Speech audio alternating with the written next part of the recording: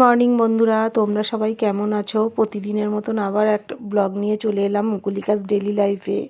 তা সকালবেলা ঘুম থেকে উঠে এক কাপ চা হাতে নিয়ে তোমাদেরকে দেখানোর চেষ্টা করছি যে এত কুয়াশা পড়ছে, জানলা খুলতে পারছি না, মনে হচ্ছে রাতের ভিডিও, কিন্তু হু হু করে কুয়াশা ঢুকছে।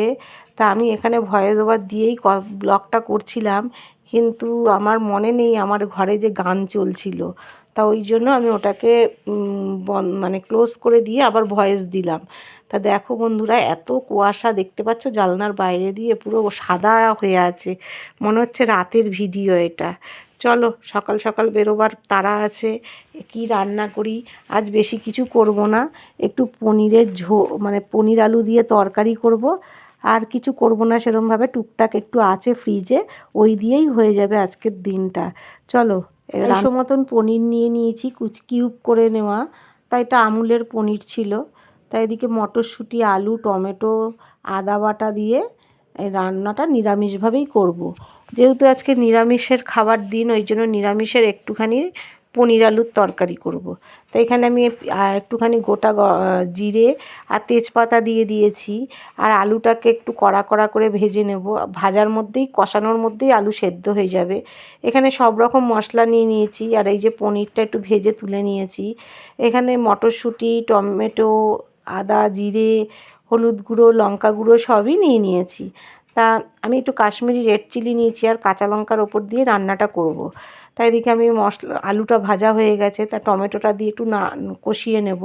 তা টমেটো যেহেতু এখন দেশি টমেটো না, তা ওই জন্য তাড়াতাড়ি গলেও যায়, বেশি কষ্ট হয় না। তা যাই হোক, টমেটো দিয়ে আদাটাও দিয়ে দিলাম।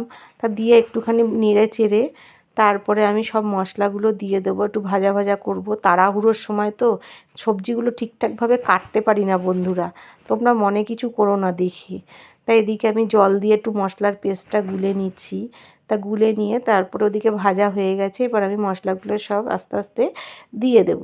দিয়ে এবার কষানোর পালা, ভালো করে কষিয়ে নিয়ে আমি খুব চটজলদি করছি বন্ধুরা, খুব তাড়া আছে সকাল সকাল, ওই জন্য যত তাড়াতাড়ি পারি আর কি করব। শুধু আজকে এটাই করব, আর কিছু করব না।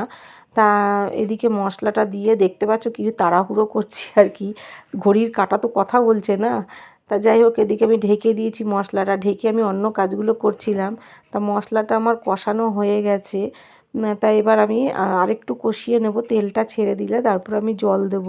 তা আবার বললাম, সেই গরম জল দিলে তাড়াতাড়ি রান্নাটা হয়ে যায়। আর আলু ভাজাটা হয়ে গেছে, আলু সেদ্ধও হয়ে গেছে, আজকে বেশিক্ষণ লাগবে না করতে, কেন আমি কড়া করে ভেজে নিয়েছি আলুটা।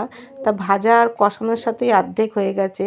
এদিকে আমি নুন, চিনি সব একটু দিচ্ছি, নিরামিষ তরকারি তো একটু চিনি মিষ্টি মিষ্টি হলে খেতে ভাল লাগে। আর বিশেষ করে পনির, আমি সব নিরামিষ তরকারিতেই হালকা একটু মিষ্টি দিই, সামান্য, খুব না, মিষ্টি যাতে ব্যালেন্সটা ঠিক রাখে। তাই এদিকে আমি অলরেডি কষানো হয়ে গেছে, জলও দিয়ে দিয়েছি। দেখো, গরম জল দেওয়ার উদ্দেশ্য, সঙ্গে সঙ্গে গরম জল দিলে তরকারিটা তাড়াতাড়ি ফুটটা ধরে নেয়। তাই এদিকে আমি মশলাটা কষিয়ে জল দিয়ে নেড়ে নেব। তা নেড়ে আমি এবার আস্তে আস্তে পনিরগুলো দিতে থাকবো। তা পনিরগুলো দিয়ে বন্ধুরা এবার নাড়াচাড়া করব, করে তারপরে একটু যাতে পনিরের ভেতরে নুন মিষ্টিটা ঢোকে। আর পনিরের তরকারিটা খেতে কিন্তু খুব ভালো লাগে। নিরামিষের দিনে তো আমি পনিরের তরকারি, সোয়াবিনের তরকারি এগুলো খুব করি। তাই এদিকে আমি ঢাকনাটা দিয়ে দিলাম। এদিকে ঢাকনাটা দিয়ে আমার পুরো তরকারিটা রেডি হয়ে গেছে। দেখো বন্ধুরা, কি সুন্দর হয়েছে। এবার ঘি আর গরম মশলা দিয়ে তরকারিটা নামিয়ে ফেলবো। তা ঘি গরম মশলাটা দিয়ে আর দেওয়ার পরে টেস্টটা আরও দ্বিগুণ বেড়ে যায়। তাই দেখো আমার রেডি তরকারিটা। তা এবার ফাইনাল লুক হয়ে গেছে। চলো বন্ধুরা, খুব তাড়া আছে আজকে। যদি আমার ভিডিওটা ভালো লাগে, লাইক কমেন্ট শেয়ার করে দিও। সবাই কেউ স্কিপ করো না বন্ধুরা। Tata, thank you for watching.